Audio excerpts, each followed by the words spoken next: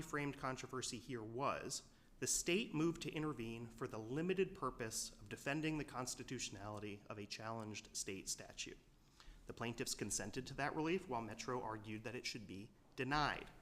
Thus, no one asserted that the trial court should or even could do what it ended up doing here, which was grant the state's motion, but award the state materially different relief that the state did not seek and did not want. Meaning make the state a party. Correct. This court does not have to make any difficult decisions in holding that the trial court erred by doing that, given that the party presentation rule as set forth in Bristol forbade the trial court from transgressing the bounds of the party framed controversy in that way.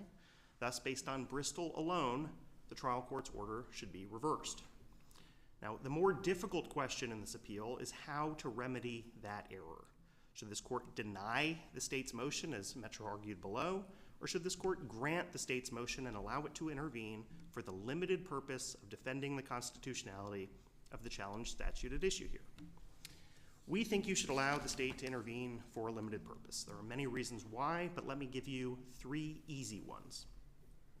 First, Tennessee Rule of Civil Procedure 24.04 provides that the Attorney General must be given only notice of a challenge to a state statute, not made a party to such a challenge. Rule 24.04 also postdates Beeler by decades.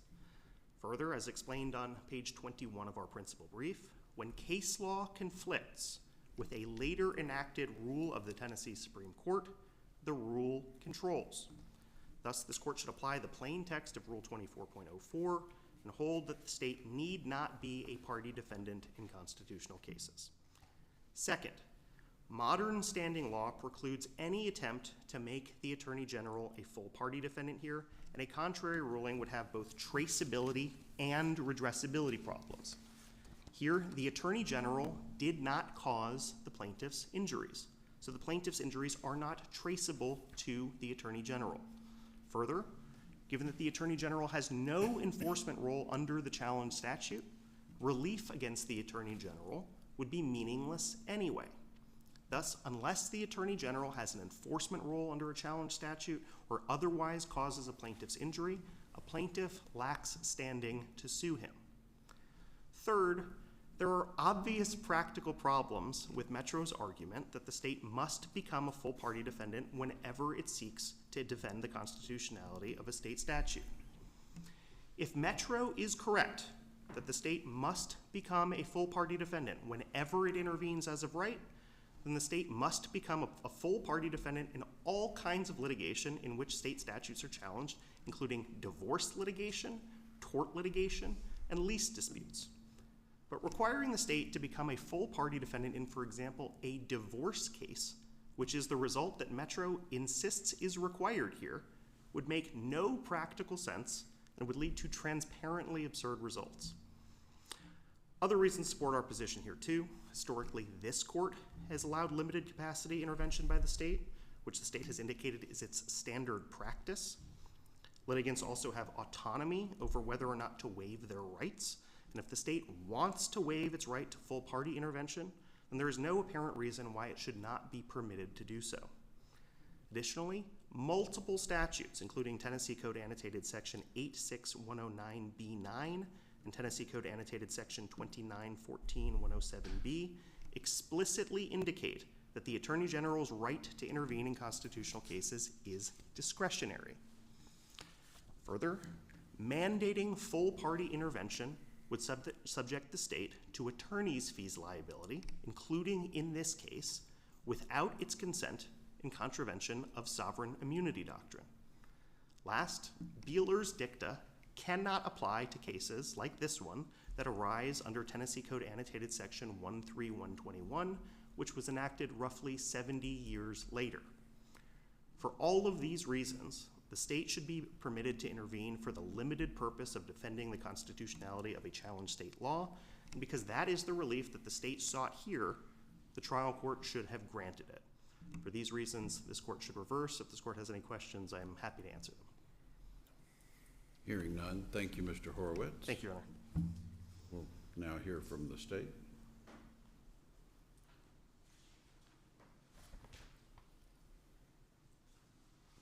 Good morning. Good morning, Your Honors. May it please the Court. Philip Hammersley on behalf of the state. Although the state is an appellee, it supports the appellant's position and independently requests that this court allow the state to intervene in this dispute as a non-party for the limited purpose of defending the constitutionality of state law. I'd like to focus my time this morning on 2 points.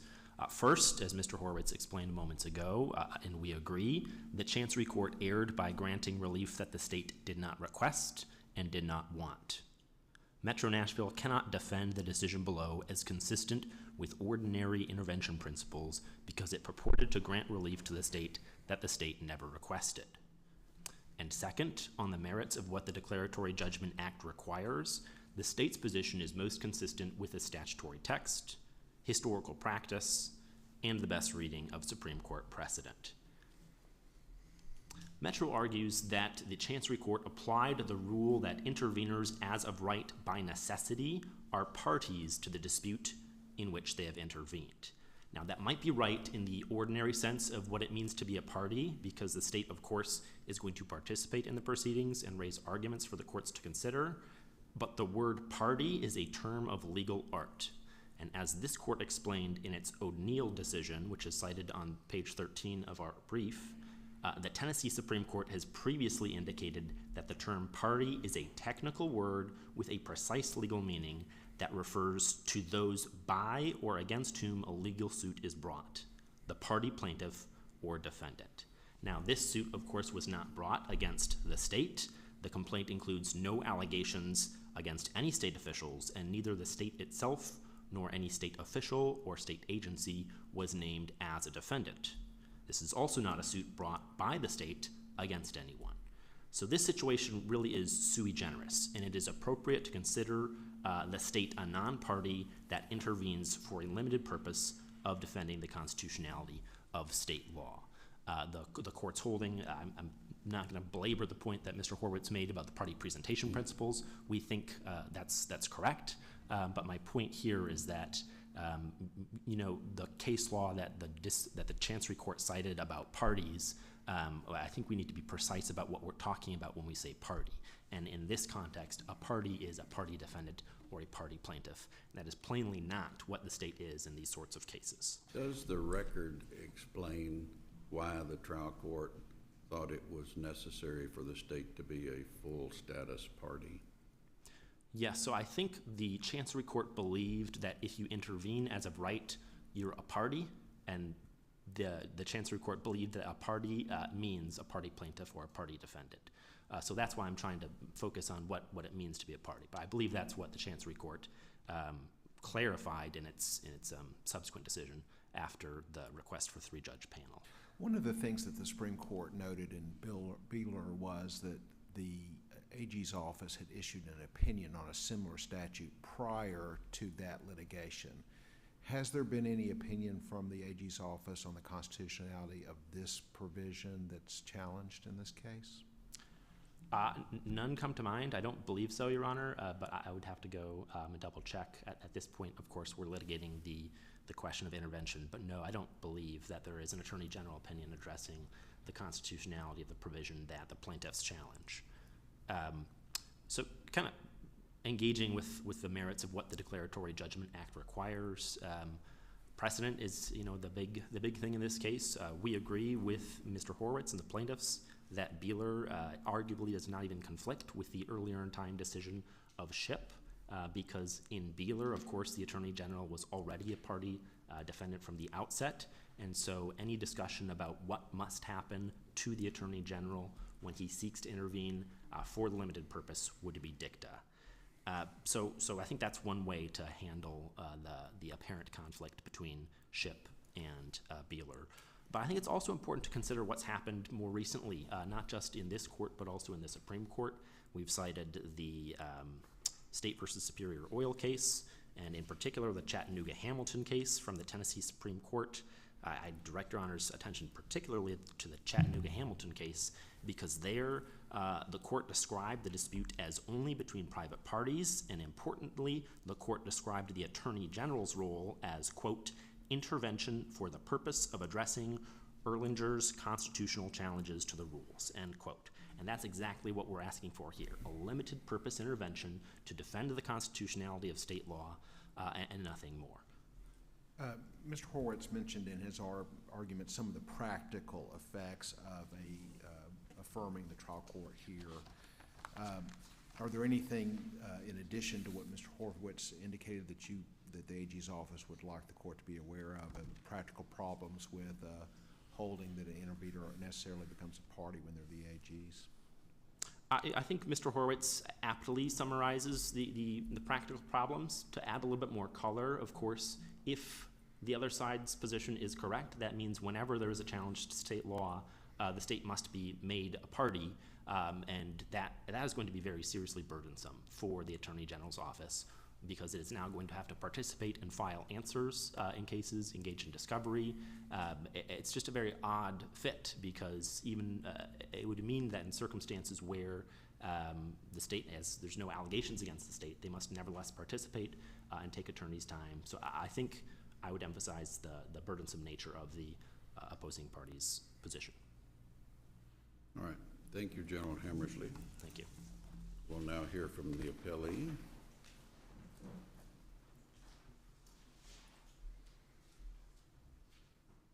Good morning. Good morning, Your Honors. My name is Peter Viscarando, and I represent the defendants' appellees, Metropolitan Government in this matter. This is a lawsuit seeking a declaratory judgment that a provision in a state statute is unconstitutional. Metro is only a party in this lawsuit because the statute at issue preempted all local law governing the creation and operation of civilian police oversight boards and mandated that local governments, including Metro, comply with the Act's requirements. The constitutionality of the state statute is the central issue in this statute and in this lawsuit, and it makes no sense for the state not to be a party. And it's also not supported by the law and would result in serious practical consequences that could prejudice Metro. This is not just an academic matter. For instance, the state and the plaintiffs indicated in their briefs that they believe that if the state is not a party, that this case should not be transferred to a three-judge panel, as would statutorily be required in cases like this, declaratory judgment actions challenging the constitutionality of a state statute. They also have indicated that the plaintiffs have brought a claim under Section 1983, which could mean that the prevailing party is entitled to attorney's fees. The state should not be able to argue, since they are not a party, they are not liable for such fees, especially when the constitutionality of a statute is really the central issue here. And the legal authorities also support the state's intervention as a party. Both Shipp and Beeler seem to revolve around the question of whether or not you have parties on both sides that will contest the issue that is raised by the DEC action. Is there any question here that Metro has a real interest in defending the constitutionality of this statute? We're not prepared right now to make, I don't have the authority to say right now that what position we're going to take on the substantive issue of whether the statute is constitutional. I will say to your point about Beeler, the court's holding in Beeler was, there the Attorney General agreed with the plaintiff that the statute was unconstitutional, and the court held nonetheless the Declaratory Judgment Act. All it says that there needs to be the Attorney General is a necessary party. It doesn't have to defend the statute, but in order for the declaratory judgment to have effect, there needs to be a party defendant, representing the state there, and the court's holding was that the Attorney General is that party. But it seems like to me a natural consequence of your argument is that it will end up resulting in this situation where the AG is always a party, and that comes with a lot of additional responsibilities for a litigant. That's just something that we're going to have to live with. In the AG be a party in all these cases. we get constitutional challenges to statutes and ordinances in forfeiture cases, divorces, as they pointed out. I mean, any number of circumstances, and AGs are going to have to be a party in all those cases? Well, I'll just say to the point about whether they're a necessary party, which is only one basis that this court can uphold the Chancery Court's ruling. That is the holding of Beeler, that the AG is a necessary party in constitutional declaratory judgment actions. But again, challenging. they were sued initially as a defendant in that case. So it's pretty easy for the court there to say, well, yeah, they're a proper party when they were sued initially. I mean, sure, but in this case, I mean, the state did intervene, and the Chancery Court is correct that there is no authority supporting intervention, especially intervention as of right, as a non-party. what do we do about what the legislature seemingly says about this? The statute 2914-107B has been cited a couple of times, where it clearly indicates municipality, yes, a party. It says they shall be a party when the validity of an ordinance or a regulation is challenged, I think. But they don't use that exact same language when they're talking about the Attorney General's office. So what do we make of that? Shouldn't we make of that yeah, the way that the Attorney General participates different in that circumstance? Your Honor, the text is what it is. I would say I think the interpretation in Beeler is consistent with the principles of declaratory judgments. That in order for the judgment to be binding, it can only be binding on the parties in front of it. So without the state having a party, the court's opinion theoretically would not have any preclusive effect on the state.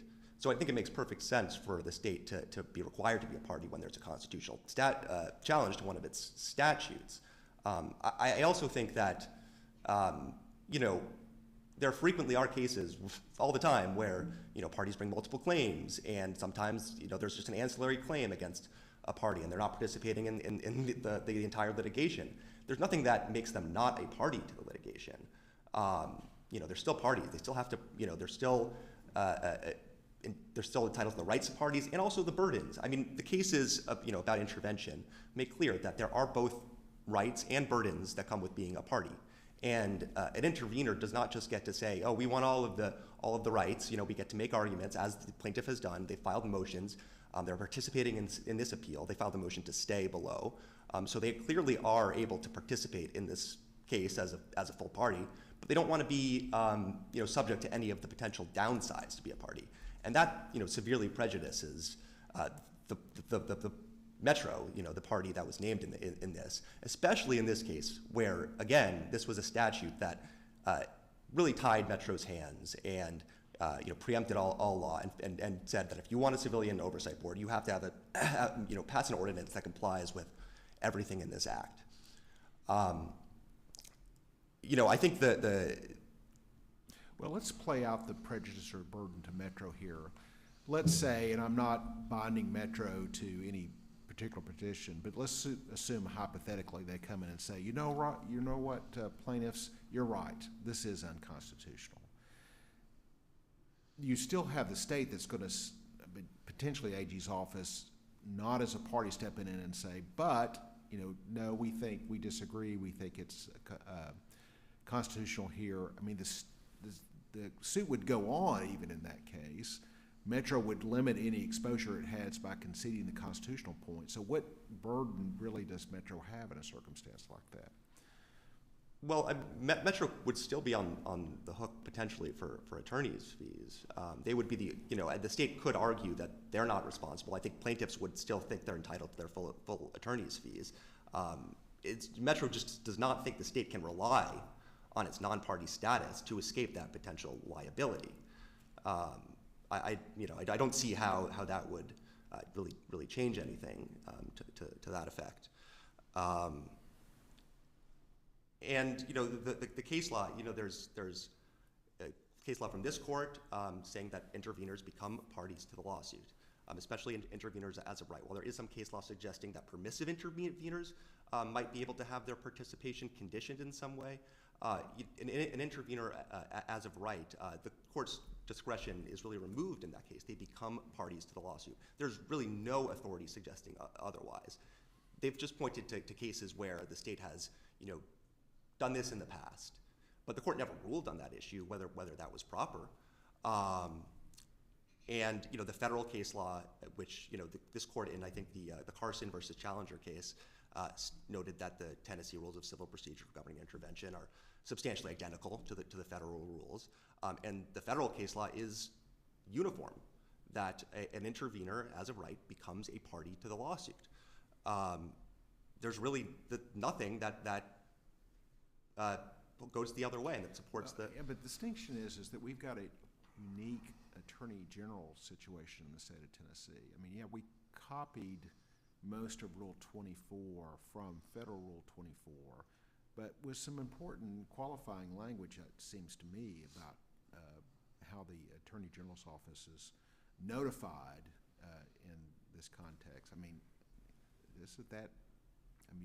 shouldn't that mean something in the way we read Rule 24 in Tennessee? Well, the notice provision applies to all actions. The Declaratory Judgment Act, as interpreted in Cummings and Cummings versus Beeler, and also the Buena Vista case that relied upon, and was restated in the 90s and in the Oldham case by a reported Court of Appeals decision. That the state is a necessary party in these declaratory judgment actions specifically. That's the Rule 24 refers to all actions, and the court's decision in Beeler refers to declaratory judgment actions. And again, back to my points about the nature of declaratory judgment, of declaratory relief, that for the court's ruling to have preclusive effect on the state in the future. If a lawsuit is brought in the past, a declaratory judgment binds the parties in front of it. And the court's and the court's ruling would only have preclusive effect if the state is a party.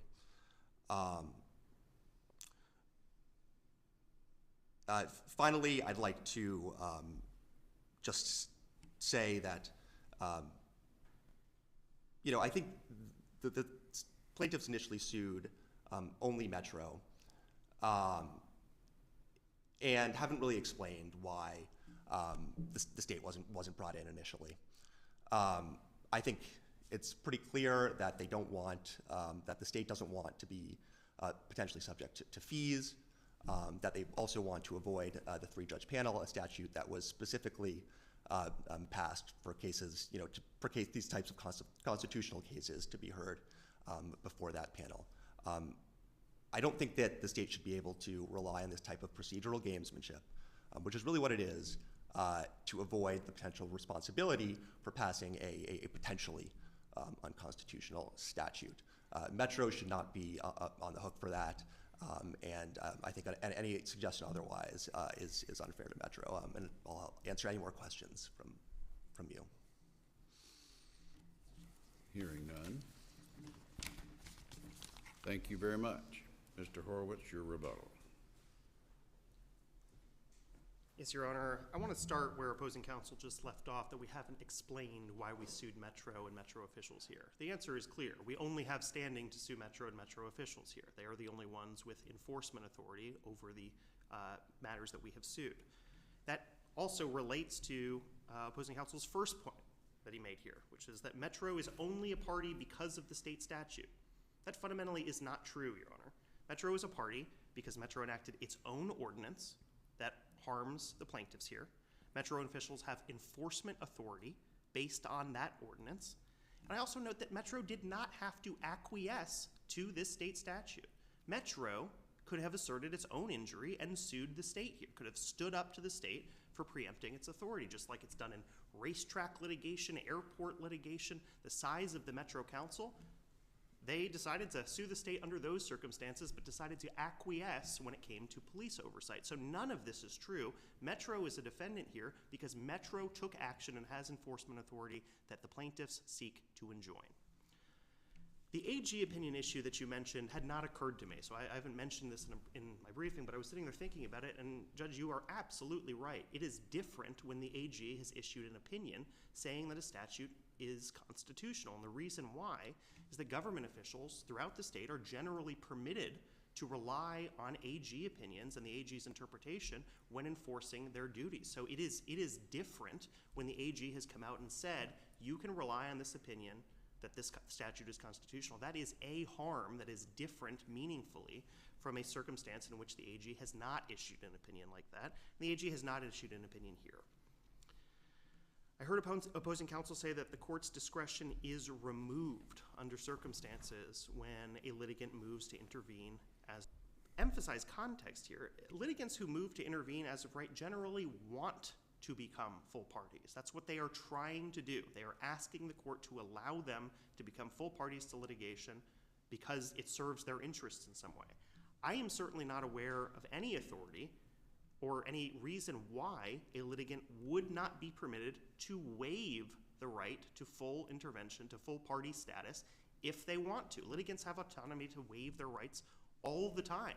Why the state uniquely would not have the right to waive its ability to become a full party to litigation is not something that I understand. We think they do have that right if they want to exercise it. We certainly would not be saying the Attorney General cannot become a full party to this litigation if they want to, but they clearly do not want to.